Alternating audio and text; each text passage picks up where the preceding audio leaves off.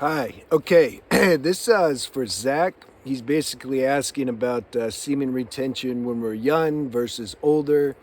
And also, like, do we never orgasm again?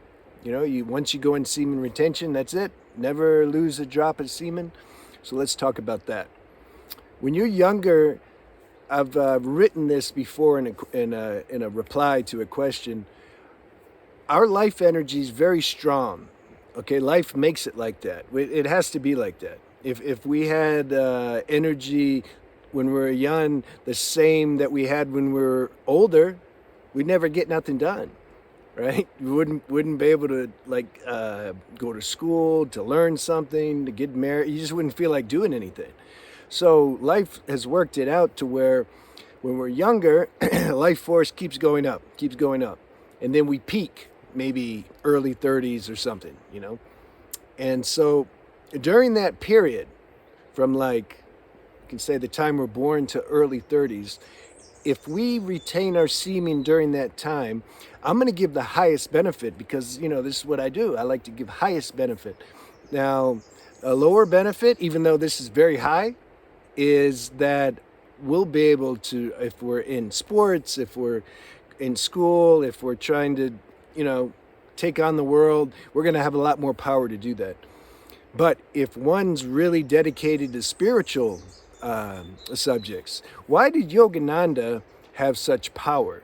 If you ever read his book, Autobiography of a Yogi, that's a powerful man. Now, some people probably think it's just fiction, because the guy had some power. If now you don't do this as a way to show off, but it just shows when you really tapped into this power, this unity with everything, you can do some things. He could make things move. He had telepathic ability. He could leave his body and travel. Usually when we're sleeping, we travel in our astral body, but we don't know it. Those advanced yogis, they can do that even in their physical body. They leave their body, go into the next room, and tell you what's happening in there. There was a story when his younger sister, I think, wanted a balloon. He was also young, and the balloon had got away from her, and the wind was blowing it, and he made it come back. And there's another story when it was cloudy out, and he said something like, Divine Mother, I know you don't just give big miracles, but you do small ones as well. They needed the sun out for some reason. I don't remember why. And he said, please, could you let the sun shine? And the clouds opened up and the sun shined. Now, I'm not sharing this to wow, so, that's not why I'm sharing it. I'm sharing it because when we preserve our life force, all these hidden powers that we come with, you see, it's like the robot comes with these powers, but usually they're dormant, they're not awoke. When we preserve our energy, not just with semen, just our whole lifestyle, when we're living a spiritual life, these things start to activate. But it's not the point, right? That's like a byproduct. And the only purpose I'm sharing for illustrative purposes is the power of preserving your semen. When you're young, it's much more vital and potent because life works it out like that. Now, so if you have a spiritual practice when you're young and you've already overcame this desire for lust and sex addiction and all this stuff, then all that energy is going to be concentrated and going to be used to basically give birth to your highest self. Okay. When you're older, if you're preserving your energy, it's just a must. Your life force is already leaving you, right? After, I don't know, mid-30s or something, you're starting to make your way to death, basically, of the physical body. So life force starts to leave, and now if you're living a sensitive, you're more conscious in your life, you're going to feel when the body is ready to die. Actually, you're going to feel this life force. It starts leaving. You're going to be aware of that. You're going to they say that a yogi should be able to know within 6 months when he's leaving, because there's something about this fundamental life force that starts to leave, and you catch it. You're like, okay, the countdown's on. So the point is, you should preserve your energy when you're young and older, but older because you're lacking energy anyway, and that's why it's also good to eat less when you're older. But you got to have a non-stressful life so that you're not going to be hungry all the time. See, people eat because they're in stress a lot, and then it burdens the digestive system with this work of having to digest all this food, and most of the time the food's junk anyway. It's really hard to get good quality food nowadays. So it takes a lot of power, a lot of energy to digest food. So two big things I was just sharing with somebody today and yesterday and probably the day before. The two main ways we lose energy or can gain energy is by preserving our semen and our diet. How much energy are we spending to digest this food? Ayurveda says every disease, every problem in the body, the root is in the digestive system, and that can manifest in many different ways. So we got to be careful and be mindful of what we eat, and pay attention and be sensitive. When you eat a certain way, how is your body reacting? How's your energy levels? Is it giving you anxiety? Is it making you dull? Or is it just giving you balance? We have to pay attention to this, and get a guide to help you if you need one. It's quicker. So that's why we should preserve our energy when we're older, because we're losing energy. Should I never ejaculate ever again? See, I'm not saying that. This is an individual thing. If you're young, most people can't help it. You just can't help it. I admire the intestinal fortitude to say I'm never going to release my semen again, but, reality usually shows a different thing.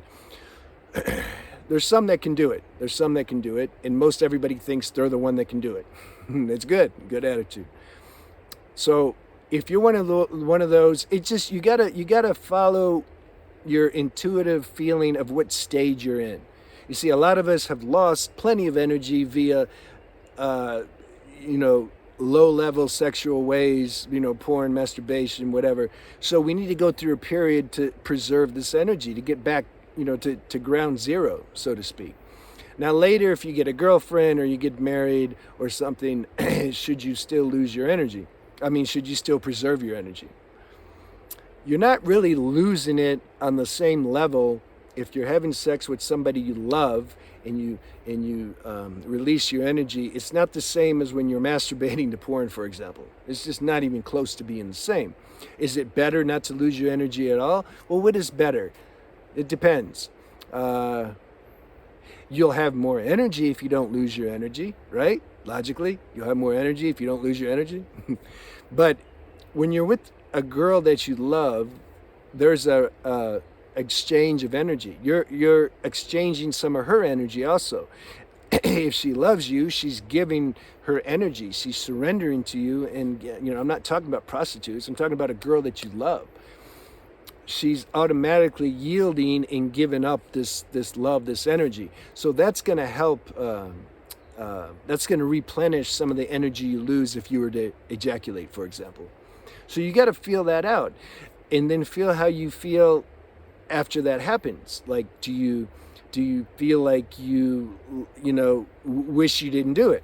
Now, it can't be a psychological thing. It can't be like you're holding on to this conditioned belief. I shouldn't lose my energy. And then you ejaculated with a woman you love, and then you're going to make yourself feel bad. Oh, I lost my energy. No, you got to feel, be empty. Get rid of all dogma. Even this is still a concept. Everything's a concept, but preserving your semen's also a concept. You gotta feel this, if this is alive for you in your life. You see, I'm using words to describe a process and realization that I've already had. So it's called semen retention. Now, when I talk about it, it's a concept because I put it into words. But in my own experience, it just is what it is, But because we're in this human form, and we talk to each other, we got to use concepts to communicate. So you got to feel out how it feels. If it feels fine, if you ejaculate with your woman, once a month, I mean, if you do it every day, there's going to be some consequences. Now, if you're younger, you can kind of seem to get away with it more than when you're older. Maybe a young person, see how it feels, once a week. I wouldn't do it more than that. And then see how it feels once every 2 weeks or once a month or not at all. You can get into tantric sex, true tantra, not this silly stuff on the internet, but where both of you don't, you're not orgasming. Or even if she does, she works with you. She knows what you're doing. She respects what you're doing. She wants you. She appreciates. You want to hang on to your energy, then you can give her more energy. You see, like we got to be at a certain level of consciousness to understand this stuff. Some girls, they don't understand. They think you don't like them. Oh, he's not interested in me. Whatever. You got to get a good girl, a higher level girl, if this practice that I'm speaking speaks to you. So this is key. This is so much to share. I mean, I could write a book, a 500-page book on this. So I'm making a little video here. It's like, what angles should I share on? But I'm trying to give you the gist. I'm trying to give you the bullet points. So you gotta feel this out, and you try and see once a week, once a month. How does it feel? And then you act accordingly. You got to develop dependence on your intuition. That's the universe talking to you. It knows your body better than any coach, any guide, any guru, anything. Now, guides and gurus can help facilitate this awakening of intuition. But at some point, when we get down to the real subtleties of things, like what we're talking about now, you have to get this knowledge from your own inner feeling. So intuition has to wake up. And then it will tell you. See, for me, I do best if I don't lose my energy at all. But see, I have health karma, and particularly in my nervous system. And the nervous system runs the whole body. It's the electrical department. So then in those cases, you'll find that you probably want to hang on to your energy.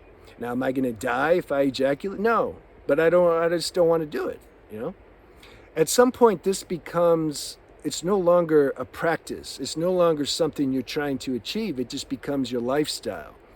Like, I don't have, like, my diet, I drink liquids all day and some fruits, and then at night I have usually some soup and bread because it's light.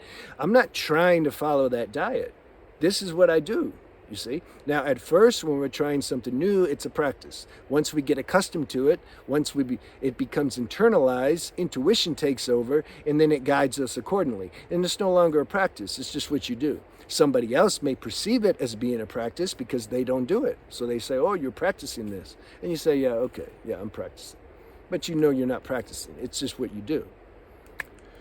So I hope that helped, man. Like, that's what I'm trying to say.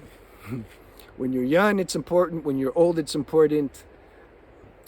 Which one's more important, when you're young or you're older? It depends. If a young person has chronic health issues and nervous system problems, you're going to want to hold on to your energy. If you have good health karma, strong constitution and genetics, you may not feel it if you lose it too much, But how much can you lose it? You got to tell me. You got to work that out. And then when you're older, just pay attention. Be careful. Are you kind of low on energy? Are you a little dull? And what are you doing? Are you losing your energy with the woman you love, or are you losing it doing perverted stuff? See, this all makes a difference, Well, good. I wanted to make that video. That's a good video, a good question. And so I wanted to make it. And I'll talk to you later.